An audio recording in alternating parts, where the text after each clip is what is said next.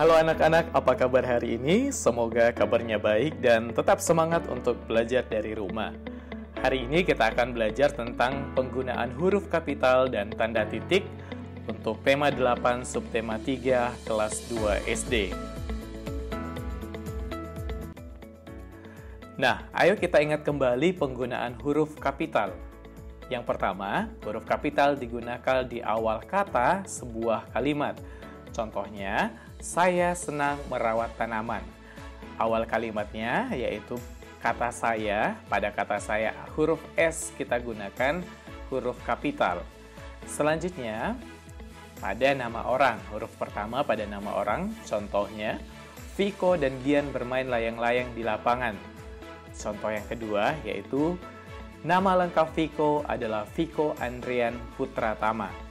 Perhatikan, ingat kembali bahwa ketika nama orang lebih dari satu kata, maka setiap kata pada nama orang tersebut, pada huruf pertamanya kita gunakan huruf kapital. Penggunaan huruf kapital yang ketiga yaitu huruf pertama pada nama bulan. Contohnya, kami mulai belajar di rumah sejak bulan Maret. Contoh keempat, penggunaan huruf kapital yang keempat yaitu pada nama hari. Contohnya, Ririn melaksanakan tugas piket setiap hari Rabu. Yang kelima, kata Tuhan atau kata ganti Tuhan. Contohnya dalam kalimat, kita harus selalu bersyukur kepada Yang Maha Pengasih. Ingat, Yang Maha Pengasih merupakan kata ganti Tuhan. Yang keenam, huruf pertama nama agama. Masjid adalah tempat ibadah umat Islam. Yang ketujuh, huruf pertama nama tempat. Contohnya, saya lahir di Jakarta. Jakarta merupakan nama tempat, maka kita menggunakan huruf kapital J pada awal kata Jakarta. Nah, sekarang kita tambahkan, ada tambahan lagi untuk penggunaan huruf kapital, yaitu huruf pertama nama tempat. Tadi kita sudah lihat contohnya huruf pertama pada nama tempat, tetapi ada catatan tambahan untuk penggunaan huruf pertama pada nama tempat.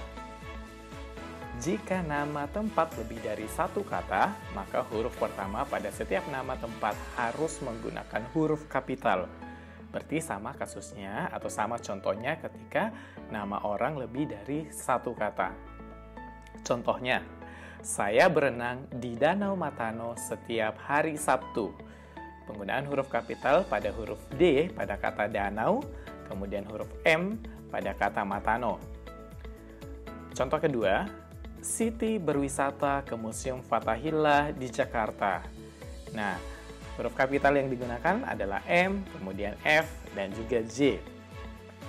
Contoh selanjutnya, pada hari Sabtu, kelas 2 berkemah di sekitar Pantai Ide.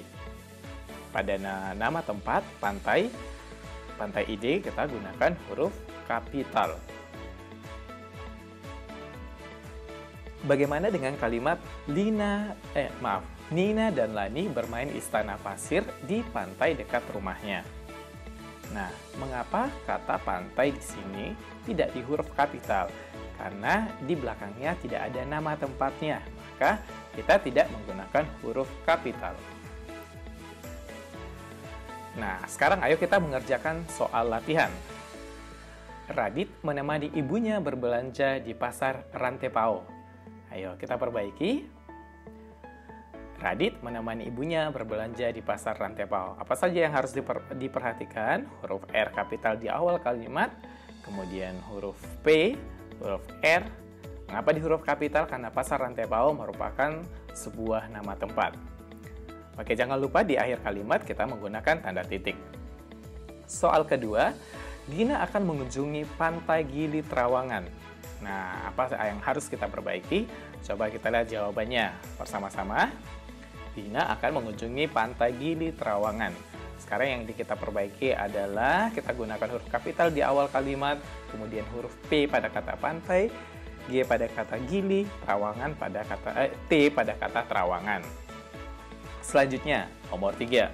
Dika akan mendaki Gunung Bromo bersama teman-temannya. Nah, sekarang Apa saja yang harus menggunakan huruf kapital? Awal kalimat, jika, kemudian gunung Bromo, ya, huruf D, huruf G, dan huruf B. Jangan lupa pada akhir kalimat berita kita menggunakan tanda titik. Nomor 4, Lani dan teman-temannya bermain istana pasir di pantai. Sekarang, apakah masih ada kalimat yang akan kita perbaiki? Atau masih ada kata yang harus kita perbaiki penggunaan huruf kapitalnya? Coba kita lihat contohnya. Nah, ternyata di kalimat ini sudah tidak ada lagi kata yang harus diperbaiki atau kata yang harus menggunakan huruf kapital. Ayo kita lanjutkan, kita ingat kembali penggunaan tanda titik. Kapan saja kita menggunakan tanda titik? Yang pertama, pada akhir kalimat berita. Contohnya dalam kalimat, Lani dan teman-temannya bermain istana pasir di pantai. Nah, untuk mengakhiri kalimat tersebut, kita menggunakan tanda titik. Penggunaan tanda titik yang kedua, untuk memisahkan jam dan menit. Contohnya dalam kalimat, Lani dan teman-temannya mulai bermain istana pasir pada pukul 9. Nah, sekarang tanda titik kita gunakan untuk memisahkan antara jam dan menit. Selanjutnya, penggunaan tanda titik dapat kita gunakan pada akhir singkatan nama orang. Contohnya, ada nama-nama pahlawan di bawah ini yang sebelum disingkat dan sesudah disingkat. Contoh yang pertama, Ahmad Yani. Nah, ketika nama dari Ahmad Yani disingkat, maka akan menjadi A titik Yani. Di belakang tanda titik, di belakang huruf A ada tanda titik. Nah, contoh yang kedua, Muhammad Husni Tamrin. Sekarang, kalau nama Muhammad Husni Tamrin disingkat menjadi MH Tamrin. Di belakang huruf M ada tanda titik, di belakang huruf H ada tanda titik. Kemudian Muhammad Hasan. Nah, di belakang huruf M ada tanda titik, kemudian diikuti kata atau nama selanjutnya. Kita perhatikan contoh dalam kalimat. Kantor ayah Nina berada di Jalan MH Tamrin. Nah, biasa dengar di berita ada Jalan MH Tamrin. Ternyata, nama jalan tersebut merupakan singkatan dari nama pahlawan Muhammad Husni Tamrin. Contoh yang kedua. Sekarang, perhatikan tanda titiknya, MH ada tanda titik. Contoh yang kedua, Made melewati Jalan Ahmad Yani saat berangkat ke sekolah. Nah, saat membaca nama jalan, ada yang disesuaikan dengan kebiasaan masyarakat. Misalnya MH Tamrin tidak dipanjangkan lagi, tapi biasanya Jalan Ahmad Yani biasanya dipanjangkan, tergantung dari kebiasaan orang-orang di sekitar daerah tersebut. Nah, contohnya, Made melewati Jalan Ahmad Yani saat berangkat ke sekolah. Sekarang, Ahmad Yani disingkat menjadi A titik Yani, maka di belakang huruf A ada tanda titik. Penggunaan tanda titik selanjutnya, yaitu akhir singkatan gelar, pangkat, jabatan, dan sapaan. Nah, sekarang ada nama orang dengan gelarnya sebelum disingkat dan sesudah disingkat. Sebelum disingkat, misalnya nama presiden kita yang pertama, Insinyur Soekarno. Nah, sesudah disingkat dalam penulisannya, maka Insinyur disingkat menjadi IR, di belakang tulisan IR ada tanda titik. Tetapi pada saat dibaca, tetap dibaca Insinyur Soekarno. Contoh yang kedua, sebelum disingkat, Profesor Firmansyah, sesudah disingkat pada saat ditulis, maka kita menggunakan tanda titik di belakang. Tanda titik di belakang yaitu Prof, kemudian titik Firmansyah. Kemudian ada Haji Samsir Abdu, disingkat menjadi H titik Samsir Abdu. Sekarang di belakang huruf H ada tanda titik. Kita perhatikan dalam kalimat. Presiden pertama Indonesia adalah Insinyur Soekarno. Nah, sekarang di belakang tulisan IR ada tanda titik, karena IR itu merupakan singkatan dari insinyur. Sekarang contoh yang kedua. Profesor Firmansyah merupakan salah satu akademisi termuda dengan gelar profesor. Sekarang, profesor di depan kita singkat, maka kita tulis prof, kemudian di belakangnya ada tanda titik. Baik, selanjutnya. Sebagai pemisah ribuan dan kelipatannya. Contoh dalam kalimat, ayah membeli 1000 butir telur di pasar F. Sekarang, karena ini sudah ribuan, maka ada tanda titik sebagai pemisah. Contoh yang kedua, ini sudah kita pelajari, Nina selalu membawa uang jajan Rp2.000.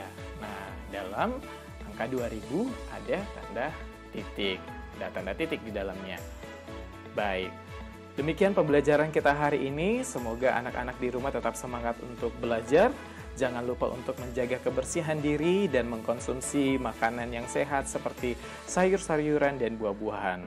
Tetap di rumah saja, belajar dari rumah, stay at home, dan terima kasih.